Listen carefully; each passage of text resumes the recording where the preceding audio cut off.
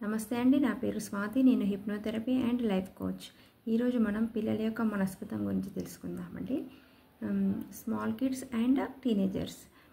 Small kids ఎలా ఉంటారంటే ఇంటి దగ్గర పేరెంట్స్ మీద ఆధారపడుతూ డిపెండెన్సీగా ఉంటారు అండ్ ఎక్కువగా లవ్ కోరుకుంటారు, కంఫర్ట్ జోన్లో ఉండాలనుకుంటారండి. అదే టీనేజ్ పిల్లలకు వచ్చేసరికి వాళ్ళు ఎక్కువగా ప్రైవసీ కోరుకుంటారు అండ్ ఫ్రీడమ్గా ఉండాలని కోరుకుంటారు, ఎగ్జైట్మెంట్ కోరుకుంటారండి.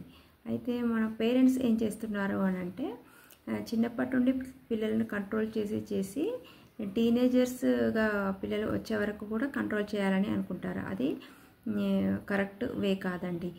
టీనేజ్ పిల్లలు ఇంట్లో ఉన్నట్లయితే వాళ్ళకు ఫ్రీడమ్ ఇవ్వండి అండ్ ప్రైవసీ ఇవ్వండి.